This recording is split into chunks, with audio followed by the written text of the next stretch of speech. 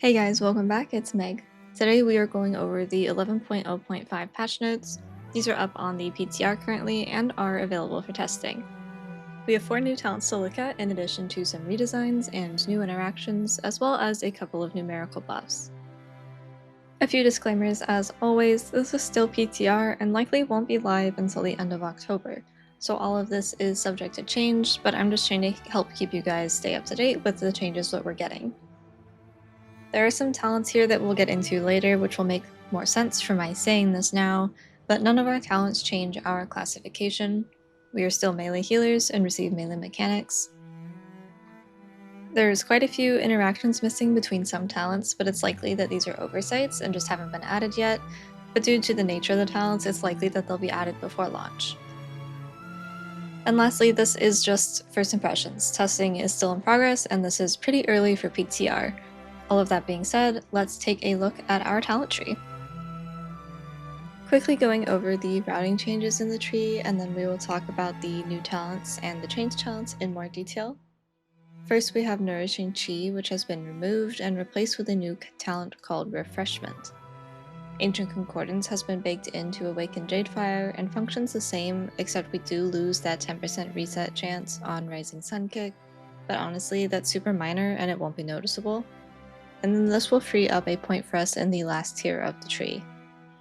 Dance of Chi-Ji has been moved and is now a choice node with the new talent Jade Empowerment. Ancient Teachings has been split into 2 different parts, with the new form of Ancient Teachings being a baseline passive ability for 30% of the damage, and this is a permanent buff, it just all the time is passive.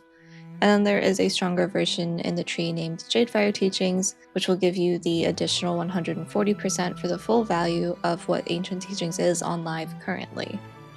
They have also added Crackling Jade Lightning into the damage transfer. There are also some new connected nodes, the main ones being Revival to Chi-Ji, Celestial Harmony to Jade Empowerment, and our Pool of Mists into Jadefire Teachings.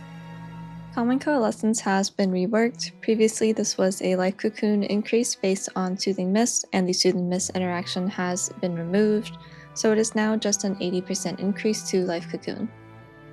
This is a choice node with Refreshment as mentioned earlier, and this will grant the monk 5 stacks of Mana Tea as well as give 2 stacks of Healing Elixir to the target of Life Cocoon.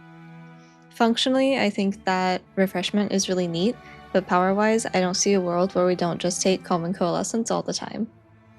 Dance of Chi-Ji has had its proc rate increase, so it has been buffed, but it's also now a choice node with Jade Empowerment. Jade Empowerment is a new talent that gives us a buff when we drink Thunder Focus Tea, that gives Crackling Jade Lightning a 1000% damage increase and the ability to chain to 4 additional enemies. This buff has no duration timer and can stack up to 2 times if not used between Thunder Focus Tea casts. At 2 stacks currently, it's doing 2000% increased damage and chains up to 8 targets.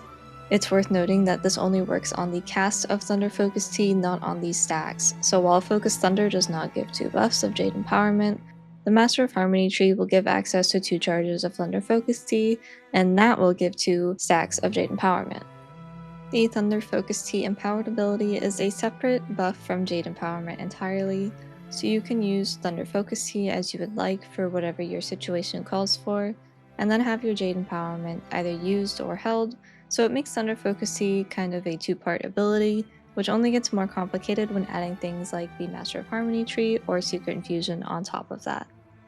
With the current tuning, Jade Empowerment is doing a pretty decent amount of damage, especially considering we now have access to a sort of burst damage if you decide to hold 2 stacks of Jade Empowerment for whatever the mechanic or the damage check may be, but it also will transfer for Ancient Teachings, so you get kind of a mini healing cooldown out of it as well. So overall, I do think that this was still focused for PvP, but Mistweavers in keys are still going to benefit from this, and I think overall it's a really nice addition to our kit, and it makes us more flexible all around.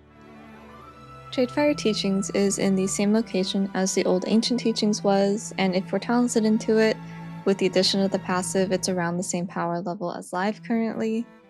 It still gives us the 5% stamina buff, and we can now also trigger this buff by using Thunder Focus Tea instead of only having access to it through Jadefire Stomp.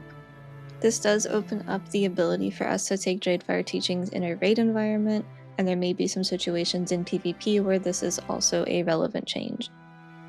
This is a choice node with the new ability Rushing Wind Kick, which is an uncapped frontal cone on a 25-yard range that increases the damage that it does by 6% up to 30% per target hit.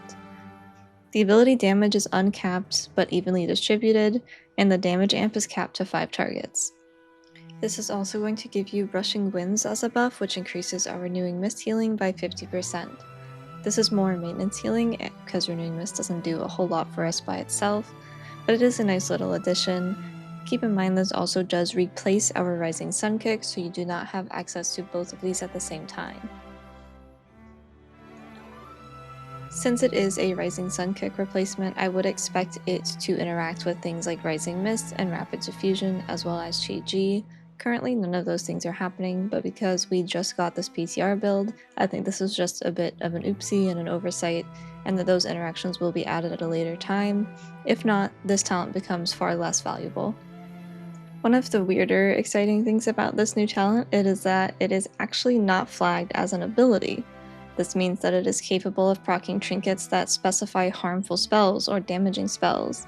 I don't know if this is going to open any doors for us right now, but the potential is there, and I'm glad that we do have an option to proc those intellect trinkets that are normally entirely unusable for us. In this case, Crackling Jade Lightning becoming a relevant button also provides a chance of proccing this type of trinket, although it's less rotational than Rushing Wind Kick is.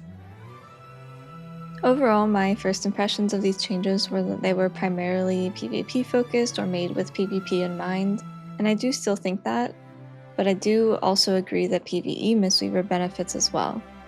Jade Empowerment has good potential for Mythic Plus and can alleviate some of the punishment connected to melee mechanics, and give us a global to spend during what would normally be downtime, and let us do damage and healing through Ancient Teachings or Jadefire Teachings.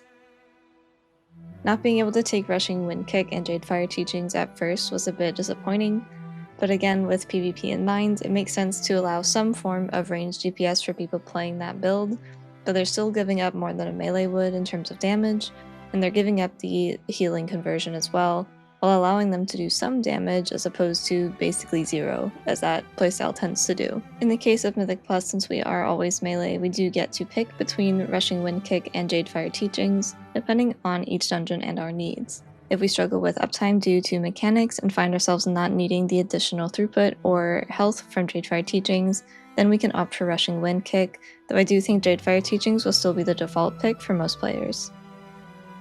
I also wanted to share that I was gifted this beautiful and detailed map of Azeroth. You may have seen it already, I did post it on Twitter, but this is from Talented Bear's workshop, and I am so happy with the quality and the care put into these maps. They do also have other fantasy worlds as well, so if you're interested in checking these out, I've put all of Talented Bear's workshop info below in the description, and I think these would make really great gifts as we approach the holidays. Thank you guys for watching. I will see you in the next video, and if you have any comments or questions, feel free to leave them below or catch me while I'm live on Twitch or YouTube.